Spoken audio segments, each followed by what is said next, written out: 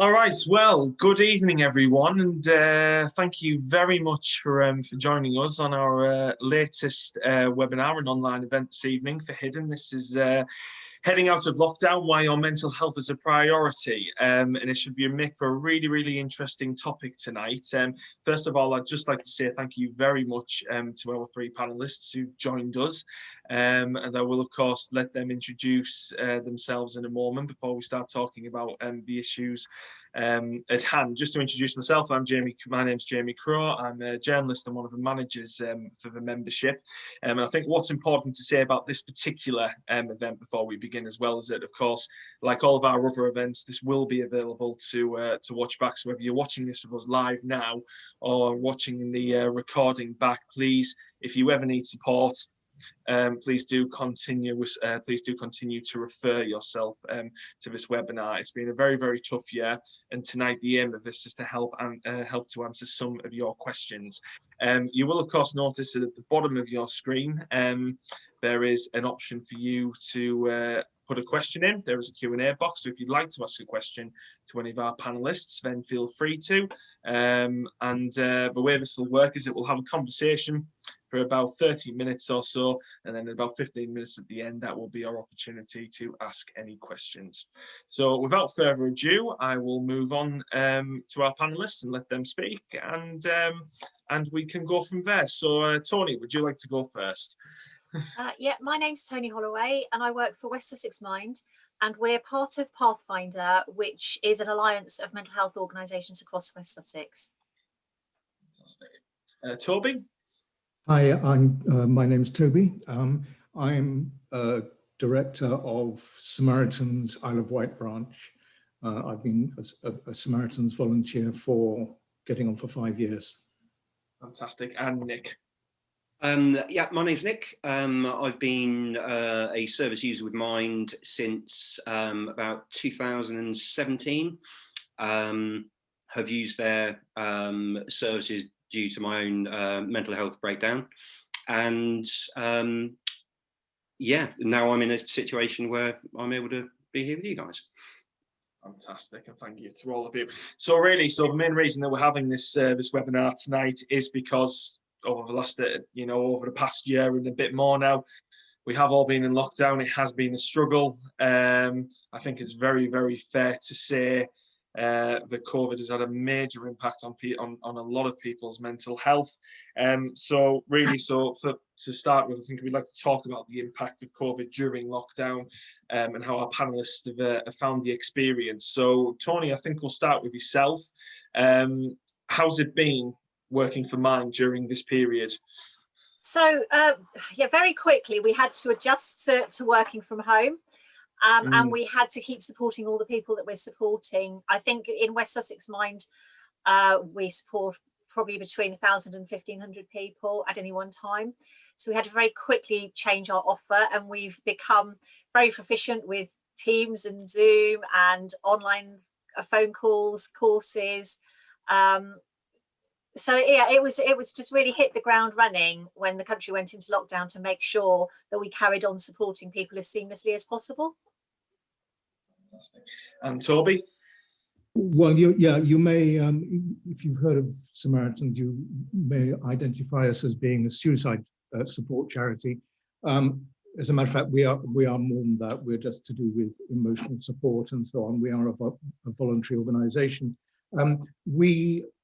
Most of what we do is actually a phone helpline. So therefore, to an extent, we didn't really have an awful lot of re-gearing to do. We did, however, set up some special services. We entered a partnership with the NHS to provide a helpline specifically for frontline workers to call us and unload about their experiences. And we also expanded our email service. We now run an email service which is actually remarkably busy and remarkably popular. Just to say, as a charity, we answer a phone call or an email every 6 seconds round the clock, round the year. So we were already pretty busy, and it was more the nature of the calls that changed. Thank you.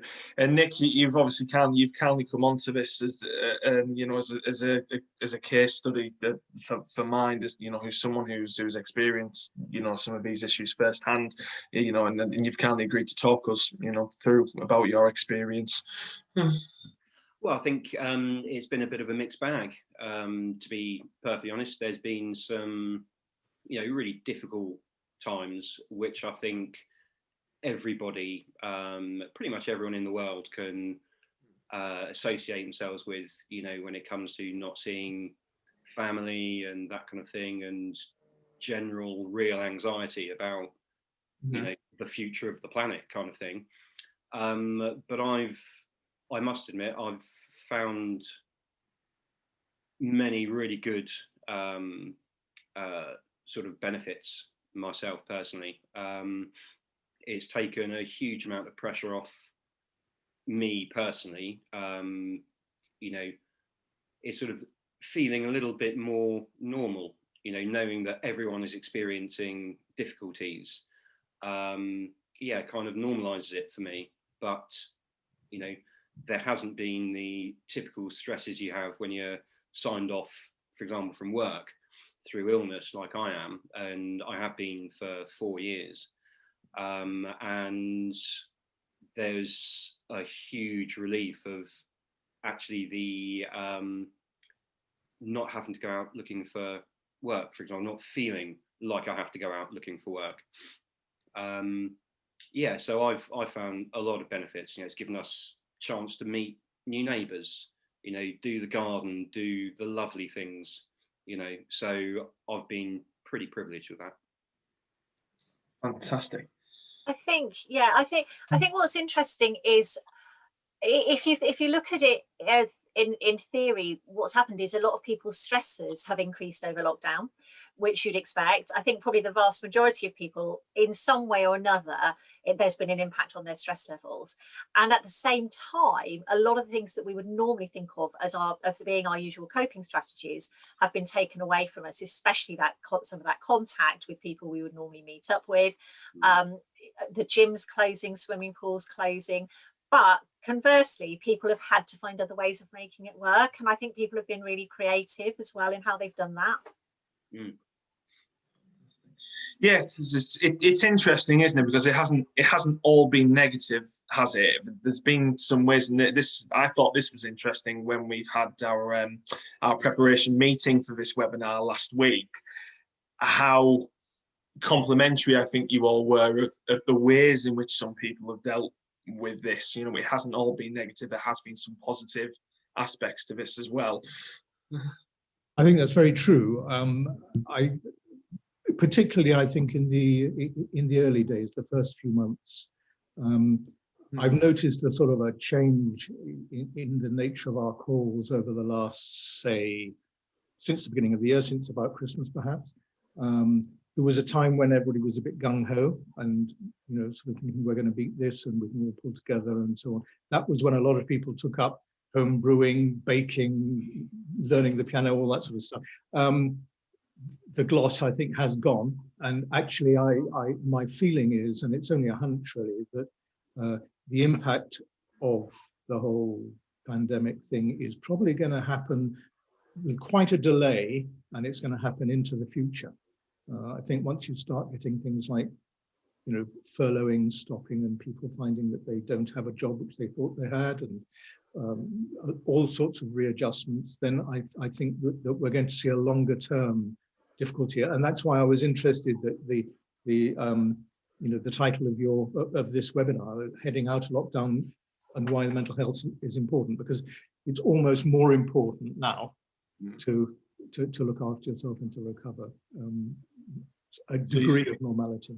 So you think sadly that the worst is yet to come, effectively? I wouldn't necessarily say the worst is yet to come, but I certainly feel that the nature of people's anxieties will, you know, be more focused on trying to return to reality, and people are, you know, pretty threadbare now. I think they've had, you know, they've been through a lot, and it's, you know, if it doesn't get better, which who knows, but you know, it's going to take a long time for some people to to recover. It particularly impacted people, of course, who were already emotionally upset before everything started. Yeah, I know something I've noticed around around where I live is that it seems that a lot of people's sort of stress buckets have been gradually filling up over time. And now, after a year, there's not a lot of wriggle room left. So people are really starting to feel it, you know. of course, yeah. I thought, Sorry. no, sorry, you go for it. I was just going to say, though, just on the topic of the topic of suicide, there was actually I heard an item on the radio today saying that somebody has come up with statistics which show that there hasn't been any increase in suicide over the last year. We generally find that in any case, statistics are always lag behind everything, because you have to wait for things like coroner's support reports and inquests and so on and so forth.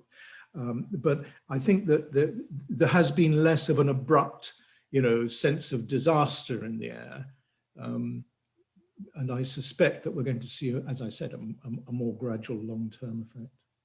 I think there is some evidence that the suicide rates have increased coming out of lockdowns. So as you said, I think we're not out of the woods yet. And I think there's something in the early days of the lockdown, it was really clear. We knew what we had to do. We were told exactly what we had to do. We had a pretty clear set of instructions to follow. And coming out of lockdown is never that, hasn't been that clear or that straightforward. I think we were talking earlier about people with existing mental health difficulties and some of the struggles that they've had. And I think that coming out of lockdown and sort of questioning, am I allowed to do this? Can I do this? Is this safe to do? Is going to play on some people's minds, definitely. Yeah, and sort of peer pressure as well and things like that. It's interesting. One thing I thought was interesting, and I think you touched on this briefly before, Nick, but one thing I thought was interesting in our conversation last week was you said it had been quite interesting for yourself when we'd first gone into lockdown about, I think you'd had very mixed emotions to it, because on one hand you're feeling the struggle of everyone else, but I think you also said there was a sense of relief in some ways. Yeah, you'll to elaborate on that. Yeah, absolutely. I mean, there's having had my mental health difficulties since about 2010, and I didn't really do anything about it. I didn't know how to look after myself, what I should be doing. I thought I was doing everything okay. And then, there was a lot of stresses beforehand about, I guess it's people's perception of me. And, being off work for a while, I wouldn't say I was successful, but I had a, pretty good job and had my own business and that kind of thing. And then literally overnight, that all changed. And then, ever since then, there was the pressure of having to become part of society again and get a job and do this and this. And I didn't listen to what I really needed to do for myself. And lockdown has enabled me to do that. It's given me, as I feel, a bit of breathing space to have a bit of a reset and rethink myself, my goals, almost everything about me. And I think it was last September, I sort of really tried hard in the lockdown for everyone else. And then it came to September and I had a sort of impulsive suicidal thoughts. And since then, and with the miraculous work that Mind do, it sort of helped me to readjust my way of thinking. And it's given me the opportunity to think about what it is that's going to make me happy, what it is I can do for myself to keep me well and everything else, and learn a lot, and especially about myself, which has been fundamentally life-changing. It really has. But in a good way. Thank you. So we've obviously established that we know that there's been a major impact, but I think we were going to talk about as well some techniques that each of you would suggest. I think in one of the conversations that we'd had last week, I think it was yourself, Tony, who put forward the idea of a stress bucket, as Nick's just mentioned. Yeah, so I think the premise behind the stress bucket is that we all have a finite capacity for dealing with stress. And while stress in itself isn't a bad thing, it's what gets us up in the morning, it's what motivates us to get through the days and help us cope with things that are happening in our life. It's when the stresses just pile up and up and up. And you can really see that if you just imagine your capacity for stress being a bucket. The gap between the top of the bucket and the top of your stress level, that's your resilience. And we all have a finite space. So however resilient you may be, however mentally healthy you may be, if you keep throwing stuff into your stress bucket, eventually it is going to overflow. And that's when you might experience symptoms, whether, anxiety, depression, exacerbation of existing mental health difficulties, or a lot of physical health difficulties as well. But that's often your indicator that actually you've reached capacity, is when you start noticing those symptoms. Has lockdown and COVID, has that enhanced that at all with the stress? So it's very easy to think of all the things that do go into your stress bucket, and you can see how for a lot of people COVID has just piled the stresses in there. We talked about sort of uncertainties around work and finances, but also homeschooling, worry about children, worry about elderly relatives that we can't go and see, all of those things. And then there's the day-to-day worry. Have I washed my hands today? Have I got all the shopping in?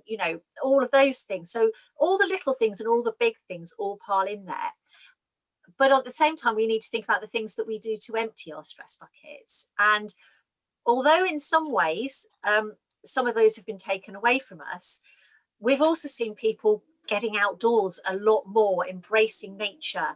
We've seen people helping each other. We've seen people, as you mentioned earlier, learning new skills. All of those are really, really good ways of helping your mental health. So it's been a mixed bag for people.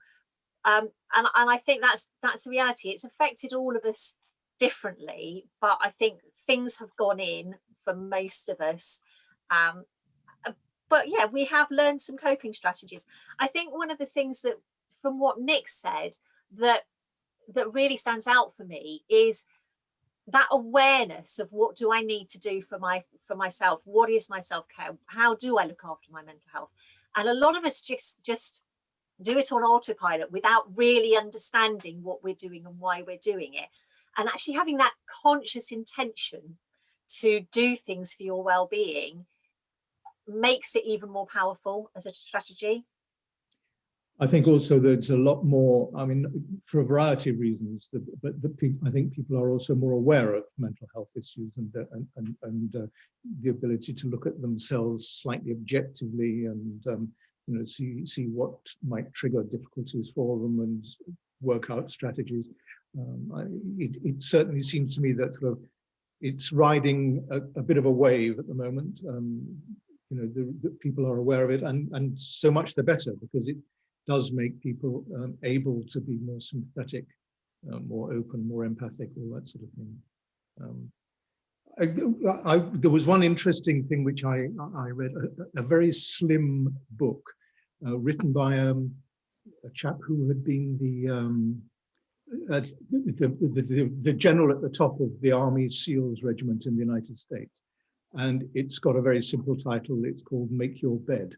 And I think it's very interesting for people who, particularly if you're suffering sort of depression and a sense of sort of claustrophobia and so on and so forth.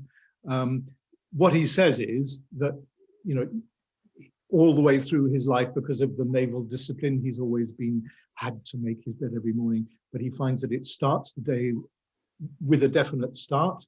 It sets up a structure and all that sort of thing. And I think, giving yourself specific routines and things can often be very useful.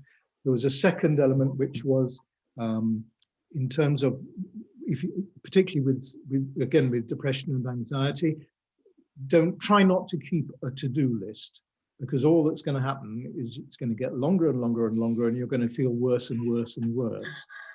So what you do is instead you have a list of things I have achieved, and if you do it in a book, then actually after could be quite a long time, you can look back at it and see how little you were able to do when you were really at the sort of the white-out stage of depression, and how much you are achieving now, which you might not even notice. Those sort of techniques, I think people are, more aware of these days.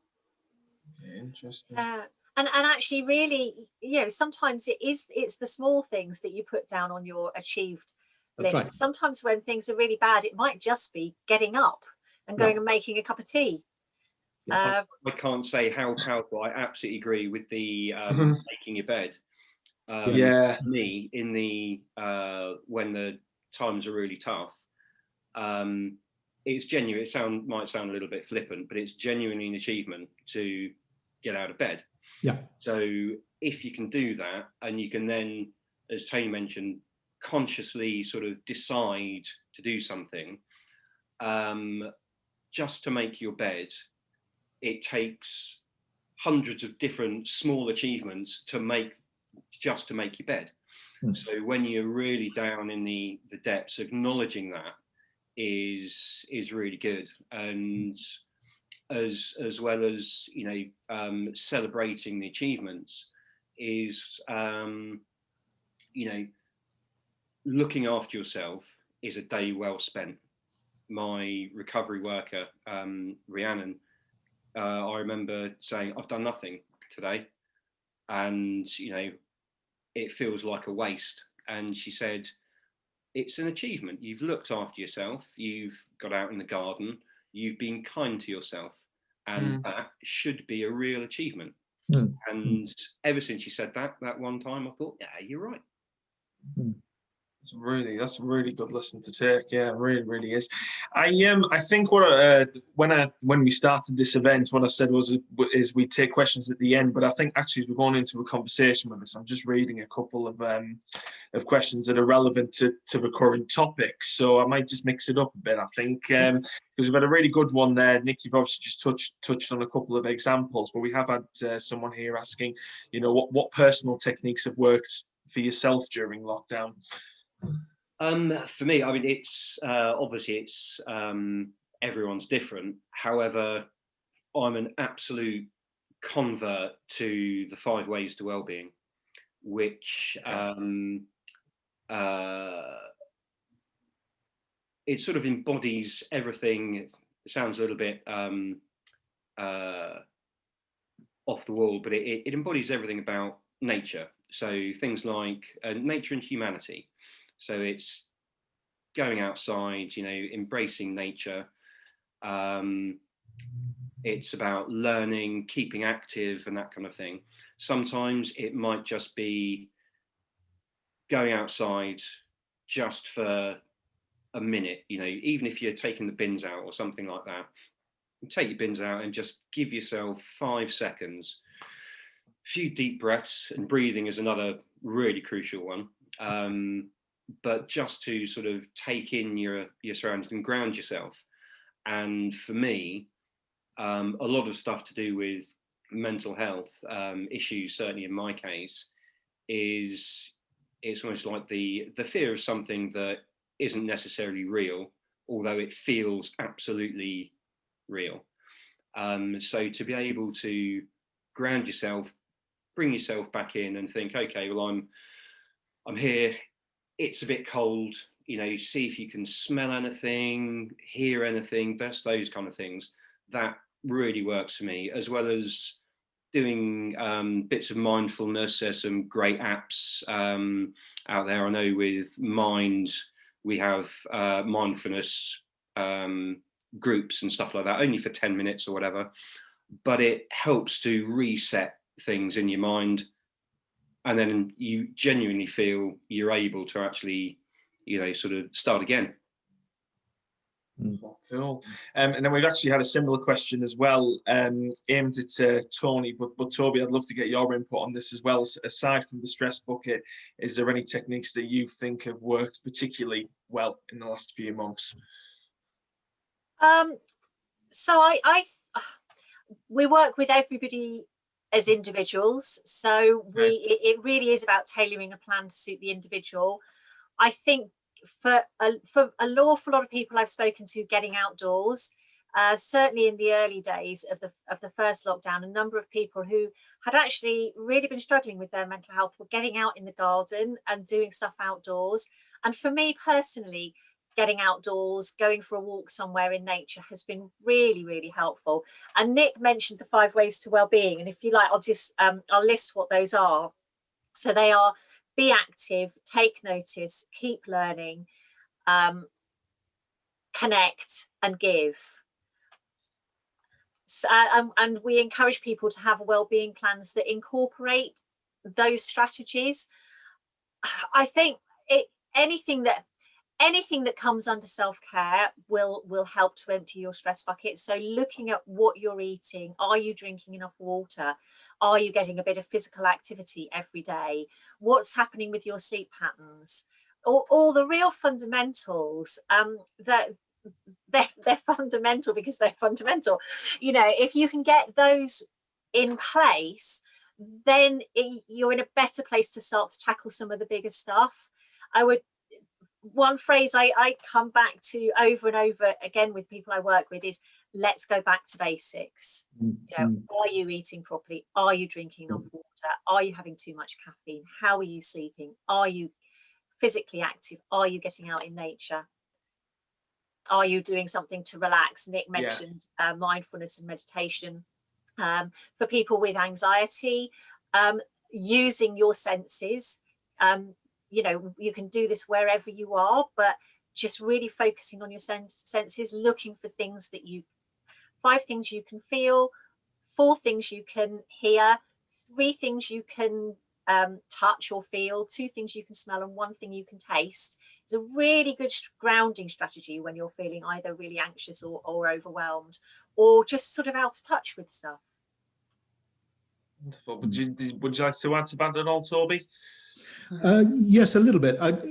One of the things about Samaritans is that actually we are advised and trained not to give advice too much. This is partly obviously because our relationship with our callers is only for the duration of a phone call. And if that's an hour and a half or even 2 or 3 hours, you still don't know much about the person you're talking to. And the whole point is actually that we are being non-judgmental and we're supporting people. So we don't tend to have sort of, you know, a much rehearsed technique. However, I mean, there are, I mean, like I just mentioned, the book and the little, you know, list of things I've achieved. There are some sort of techniques which often, actually, you often find that the caller will mention them. And say, you know, if they can therefore you can sort of learn from there, and you just put it into a little sort of a treasure box somewhere and remember it, so that if somebody else comes up with a similar difficulty, then you can sometimes introduce it to them. You can offer that advice, can you? Yeah. I think just very briefly, one thing which I think it was very interesting about the experience of being locked down. We mentioned that in some cases it's actually a positive thing. I think that people who are sort of have social challenges of whatever kind, from whatever cause, and also sort of people maybe who might even be autistic or agoraphobic and so on, actually do find this business of a lockdown being a relief a little bit, because you don't have to go into the unpleasant environment of the outside world. And some of the other things that people have discovered, I don't know if anybody heard this, BT issued a statement that their statistics were that the average length of a telephone call increased by 40% during lockdown. And I think one of the nice social things about those sort of events, even though it's only phoning somebody up, you can just ring somebody up and you don't have to pretend you're ringing them up about anything. You can just, you know, give somebody a call because you want to talk to them and they want hopefully to talk to you back. And you know, those sort of, Zoom as well, you know, those sort of technologies are useful, but they are also, I think they're helping us in our own sort of awareness of mental health and of how we can help ourselves. That's really interesting. You've just said that specifically about phone calls, because we've actually, as part of our online events for the membership, we've done a couple of events. One being with a wellbeing coach, and it wasn't specifically about lockdown and support. But one of the things she did say that people had done was the number of phone calls had increased during lockdown in her experience. The reason being that she felt it almost felt more normal than going on a Zoom call or a video call. And there was something about just picking up the phone rather than looking at someone on a screen that I think she said came across as more relaxing. I guess maybe I'm being a bit slightly hypocritical as we're on a Zoom call ourselves this evening, if only to offer advice. But I did think that was very interesting. Yeah. Yeah, I think that, you know, almost regardless of how young you are, you probably feel much more comfortable with an old-fashioned landline, or you can do. You know, it's just part of your life. And I know there are people who would disagree with me, but I think there's much less of a threshold to get over. I'm always worried about my battery with my mobile phone, so that's another issue. I'm just going to, just before we move on, I'm just going to take one more question there. Following on from Nick's comments, which I think was interesting about what you were saying around being told that, you know, it was an achievement, you know, if you didn't do much in a single day.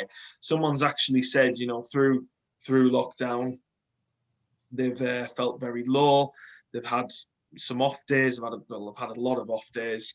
And it's quite difficult to get themselves into a place where they can actually get out of bed and do something. But that actually has made the guilt feel worse, you know. So probably to yourself, I'll come to yourself first, Nick. You know, how have you overcome that? I think for me specifically, because I'm my mental health problems with anxiety and depression. And knowing that knowing that it will end, and I know I won't be in bed like that forever. There will be a time when I will be able to get up. I kind of just keep saying that to myself and saying, if you're feeling like this at the moment, it's fine. It really is absolutely fine to feel that way. But if you can find a way to just remember that it won't last forever, that can sort of turn into okay, well, I won't give myself such a hard time about the fact that I can't get out of bed. You know, I'll take it for what it is. And I will, you know, think, okay, well, depending on how bad I am, sometimes it can be can't turn the telly on or whatever. Sometimes it might be I just feel like watching, whether it's Star Wars or whatever it is, on TV all day. Just by making a decision to do something for myself, that has given me the confidence to say, okay, well, part of my issues was with zero self-confidence. And the only way I've been able to get any self-confidence is by, you know, sort of deciding something for myself and then doing it. It's just a decision. So I would be like, okay, I've managed to get my head off the bed, off the pillow, and I've decided what to do, what to watch on TV. I decided that myself. So maybe not just now, but maybe over the next little bit of period of time, decide to go and get a cup of tea, go and you know, look out the window, open the window, take a bit of breath of fresh air. Again, something it can be a massive achievement to do that, but something that appears to be small, just by breathing in the fresh air, for example, can give you that, you know, can trigger the chemicals and everything in your brain, which really does then kick in for, you know, helping you to be able to do something a little bit more. So do you want to add to that, old Tony? Yeah, I think I think one of the things that Nick said is you know, about not beating yourself up when you do have days like that is really important, because you need to think, it really helps if you think of it in terms of exhaustion. When our mental health is really bad, our systems have just been overloaded and we've just had enough. And actually what our bodies and brains are telling us is, you need to rest, you need to take it easy. If we had flu, we would think nothing of staying in bed for 2 or 3 days. And it's really important to recognize that sometimes that is what we need. But if we then beat ourselves up for doing that, we're making ourselves feel even worse. And how is that going to help us get better? Absolutely. Good point. Did you want to add anything at all, Toby, to that?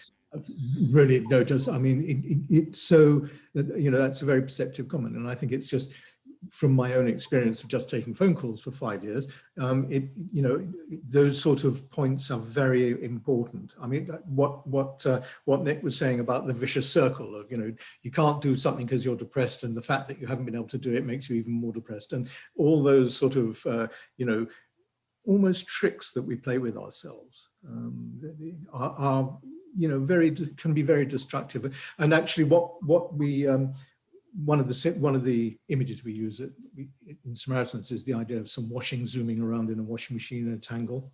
And what we help people do is, just by talking to us, to help them take out the clothes, turn the machine off, fold them up and stack them up. The problems, i.e. the clothes, are still there. It's just all a bit more ordered, and it gives you a little bit of distance and a little bit of mental space around the situation that you're in, and that can be very valuable. Wonderful, thank you all, some really interesting stuff. So we've got about, I think we've probably got about 10 minutes left, and time does fly when we have these conversations. So I think I'd just like to move on now and talk about any advice. We've talked a lot about, obviously, techniques there, but obviously over the next few months, I think, as you said, Toby, earlier in the conversation, you know, we have yet to see a possible impact. What advice would you give to anyone who might like to to use your services in the next few months? Tony, would you like to start? Yeah, so I think I started at the beginning by saying that West Sussex Mind is part of an alliance of voluntary sector organisations who support people with mental health difficulties. So my suggestion would be to look at the Pathfinder website to find your most local mental health services. Also, both on the Pathfinder website and on our West Sussex Mind website and on National Mind website and all over the place, there are lots and lots of resources out there that people can use just to even start the self-help process. We don't work to a waiting list. We try and see people or speak to them as quickly as we possibly can. So my advice would be, if you feel like you need help, then just either pick up the phone or email or go on the website and just reach out. And on the other hand, don't be afraid to ask somebody else if they need help as well. Thank you. Toby? You know what, there are two sort of sides to this in a way. One is, you know, yes, you need help and you need somebody to come along and support you. The other one, which Tony mentioned earlier, is the sort of you know, how to maintain your mental health when you know, and look after it. And you know what, one of the things you can do is volunteer. I know it's going to sound as if I'm recruiting, but yeah, it has actually quite genuinely changed my life, and you learn a huge amount from it, and so on and so forth. And in my case, it gets me out of the house, because I have to go and do stuff when I'm doing phone shifts and so on. So it's, you know, those sort of elements of connecting with society, helping people who are, you know, in need of support and so on and so forth. You learn a huge amount about yourself, and you help other people on the way. Funnily enough, sorry Nick, just before we move on to yourself there, we've actually got a question here. I will ask you now, Toby. Someone has actually asked, you know, as a volunteer, how have you found the experience personally of helping people during lockdown? Has that been quite positive for yourself? Yes, it is. I mean, it's a very strange thing. And obviously, you know, callers and phone calls vary hugely, and it's never a pleasant or positive experience accompanying somebody on the phone when they have taken an overdose and want you to stay with them until they lose consciousness. At the same time, we've had quite an increase in the other end of the scale, people who just ring up and want to sound off about COVID and about all their frustrations. And part of our mission statement, sorry about that, is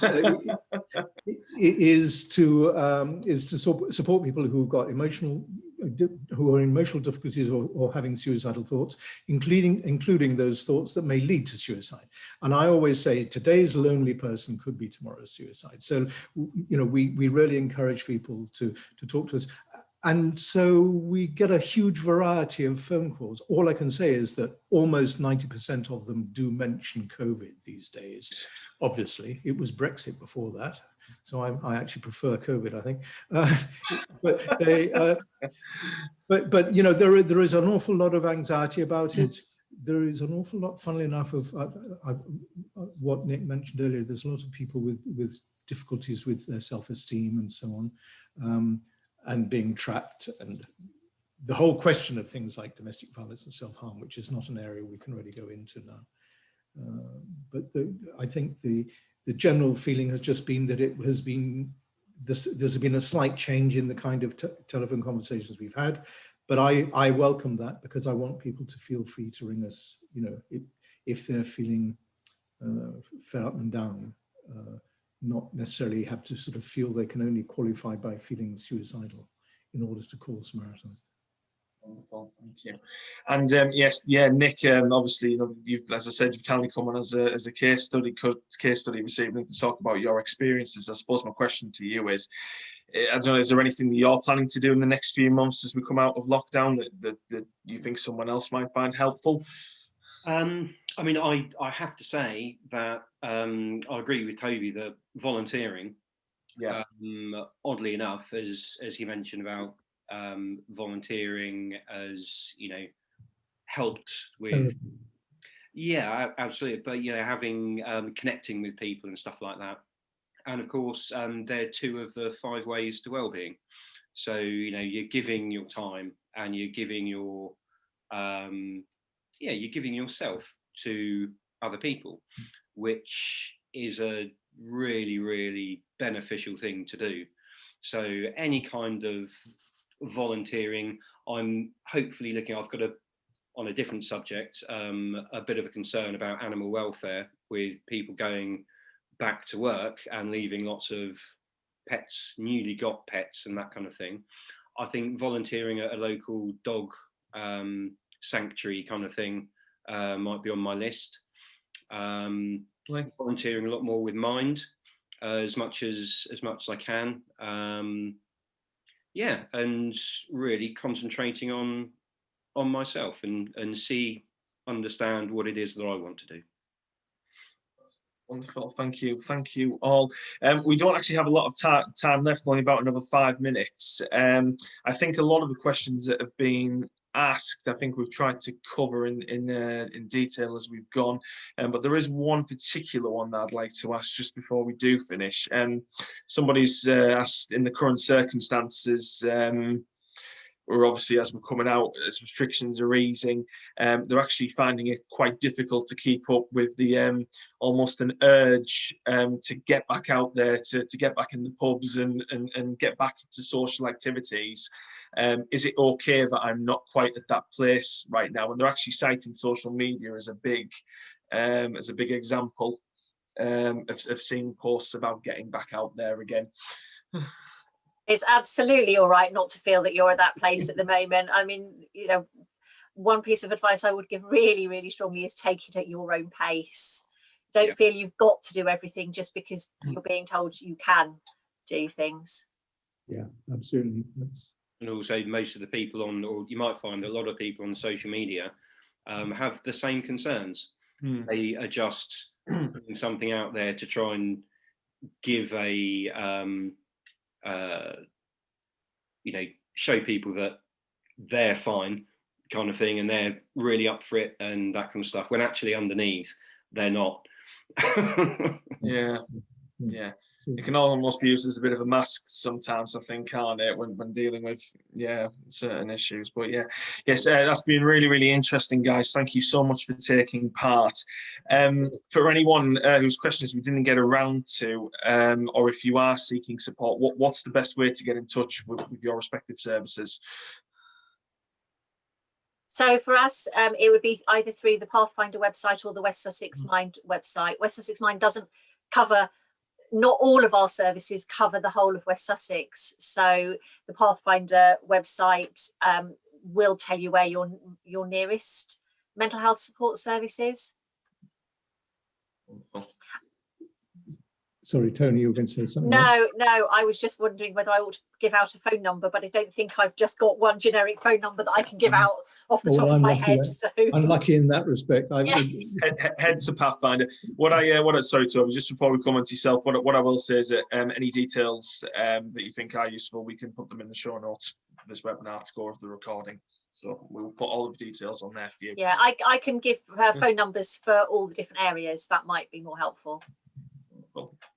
We're lucky we have a national phone line, and it's a strange number. It's just, all you have to do is dial 116 123, and from anywhere in the UK and Ireland, and you get through to a volunteer, and you can talk as long or as you want without, and you will be listened to without judgment, etc., etc.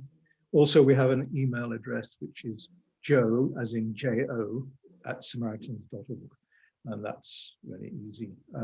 There are also a lot of useful mental health resources on our website, so that's another one, samaritans.org. Wonderful, thank you. And thank you once again to everyone. Sorry, Nick, did you want to add something? Yeah, I was just going to say, you know, I know what it's like being on the other side of one of these things and watching them. Yeah, if there's any questions that anyone might have that's, you know, specific or whatever, then if you wanted to pass them on to me, I'd be happy to answer them. Fantastic, wonderful. Thank you so much again. And yeah, thank you to yourselves for watching at home as well. As I said at the start of this, whether you are watching this live or watching the recording of this, I think this has been a really fascinating conversation and a very good insight into some of the work these guys do and the experiences they've gone through. So please do tell anyone who you feel may need support to take a look at this and get the support that they might need, and keep watching back as well, as I think we've covered some very, very interesting topics there. But thank you once again to our panelists. I will say especially thank you to Nick, yourself, especially, as I know this probably hasn't been the easiest thing for you to do this evening, but it's really appreciated, and it's been really informative. So thank you to you all, and thank you to those watching at home, and see you next time. And we'll say farewell. Bye. Yeah, bye. Thanks very much. Bye, thank you.